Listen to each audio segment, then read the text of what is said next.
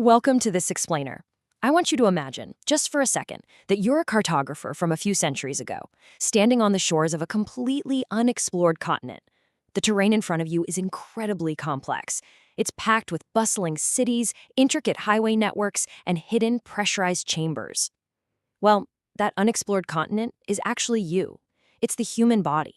Today, we're going to act as cartographers of the human machine, mapping out the wild landscape of anatomy and physiology.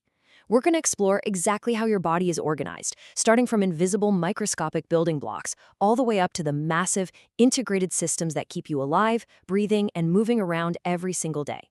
Okay, let's dive into this. Every map has to start somewhere, right? And our physical map starts at the absolute atomic baseline. If we were to break down the highly complex machinery of your body into its raw chemical ingredients, we would see this fascinating breakdown. By mass, you are roughly 65% oxygen, about 18.5% carbon, 9.5% hydrogen, and a little over 3% nitrogen, with a quick sprinkle of calcium and some other trace elements. It is absolutely marvelous, and honestly kind of funny to think about. We're essentially made up of the exact same oxygen and carbon found in the dirt and the air around us, just combined in precisely the right way to build a living, breathing human being. And from those incredibly basic elements, the whole overarching theme of body organization just takes over. See, life builds hierarchically. Elements build molecules, molecules build cells, cells weave together into tissues, and tissues construct our organs. This hierarchical buildup is the core framework for literally everything we're about to explore. At the very highest level of this organization, the map of the human body is divided into exactly 11 intricate organ systems. You can think of these systems as the major continents of our bodily map, each one with its own distinct borders, its own workforce, and its own critical functions that we're going to navigate today. Think of this as the legend for today's map. First, anatomy versus physiology. Second, the language of direction. Third, mapping the body cavities.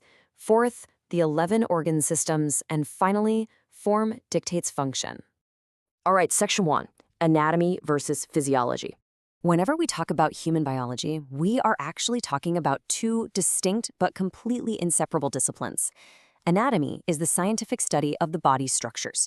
It's the map itself. We're talking the roads, the buildings, the physical landmarks you can actually point your finger at. Physiology, on the flip side, is the study of function. That's the traffic flowing on those roads, or the electricity powering those buildings. Physiology explores how those anatomical structures actually work together to support life through complex chemistry and physics. You truly cannot fully understand one without the other. They are a package deal. You know, the word anatomy itself actually has a really rich history. It comes from the Greek roots ana, which means up, and temnein, which means to cut. And historically, mapping the body required exactly that, literal cutting apart. Back in the Renaissance, brilliant pioneers like Andreas Vesalius totally transformed the field by performing careful dissections just to uncover the body's hidden internal relationships. That's when we really shifted from just observing the outside of the body to actively mapping its hidden depths. Today, anatomists look at the body through two very different lenses, mostly based on scale. First, we have gross anatomy, which is also known as macroscopic anatomy. This is the study of the large, easily visible parts of the body. Think the brain, the heart, the femur, basically the stuff you can see with the naked eye. Then we have microscopic anatomy, which obviously requires magnification. This zooms all the way down to cytology, which is the study of individual cells, and histology, which is the study of the complex tissues that those individual cells form together. Moving on to section 2, the language of direction. Now, what's really interesting about this is that just like a geographer reading coordinates on a globe, medical professionals have their own highly specific compass. When a surgeon or an anatomist describes where something is, they don't use vague words like above or behind.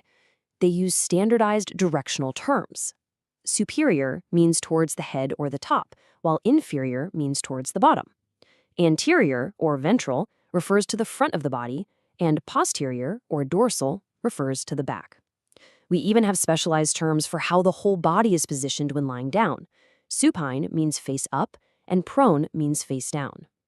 Using this exact precision is absolutely crucial to avoid disastrous confusion when you're navigating the surgical landscape. To really master this map, scientists generally use two different approaches. Regional anatomy is sort of like looking at a specific city on a map. You study literally everything in one specific area, like the abdomen, seeing exactly how the blood vessels, the nerves, and the muscles are all packed together in that one local neighborhood. Systemic anatomy, conversely, is more like tracing an entire national highway system. You take one functional group, say the muscular system, and you study every single muscle from your head all the way to your toes as one continuous collaborative unit. Okay, section 3, mapping the body cavities. So consider this for a second. When you take a really deep breath, your lungs expand massively. Or after a huge meal, your stomach stretches out. Your heart is in there constantly beating and shifting around.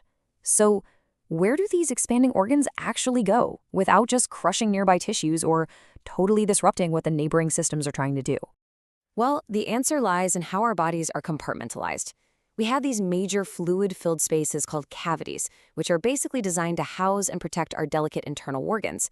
The dorsal cavity runs right down the back, heavily armored by solid bone. That includes the cranial cavity protecting the brain and the spinal cavity protecting the spinal cord. On the front, we have the ventral cavity, which is a whole lot more dynamic. It's divided right in the middle by the diaphragm into the thoracic cavity, which holds the heart and lungs, and the abdominal pelvic cavity, housing things like the stomach, the intestines, and the reproductive organs. But here's the thing. Just tossing organs into a cavity isn't quite enough.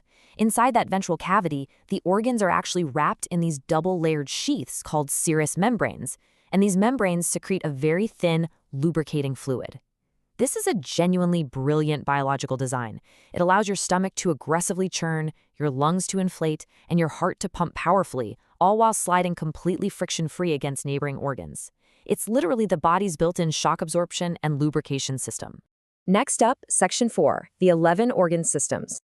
Let's move to and see how this builds, because while the human body features exactly 11 distinct organ systems, the real magic is in their constant, non-stop collaboration. The integumentary system, which is your skin, provides the protective outer barrier. Underneath that, the skeletal system provides the rigid structure. Then the muscular system pulls on that structure to actually create movement. The nervous system is the wiring, providing the electrical coordination to control the whole operation. And the cardiovascular system acts as the massive transportation network, delivering oxygen and nutrients via the blood. No single system works completely solo. Let's look a little closer at just the skeletal system as an example.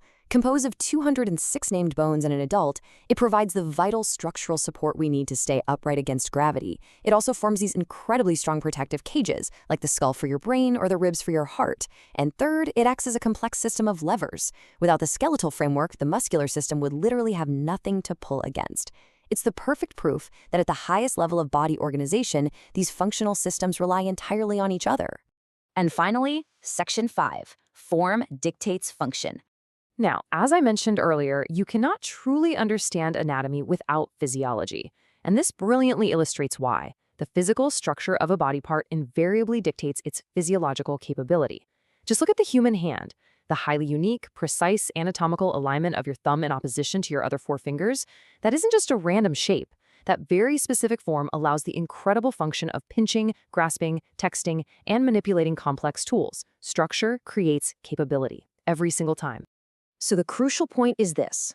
All of this overarching organization, from the 65% oxygen in our cells to the lubricating serous membranes in our cavities, all the way up to the 206 bones in our skeleton, it all has one grand finale goal, and that is homeostasis.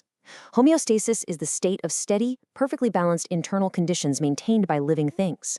Every single anatomical structure and physiological rule is constantly collaborating, adjusting, and communicating just to keep your internal environment perfectly stable, no matter what kind of chaos is happening in the world outside. As we wrap up our cartographic tour of the human machine today, I want to leave you with this one thought. You are a walking, breathing, intricately mapped universe of perfectly organized systems.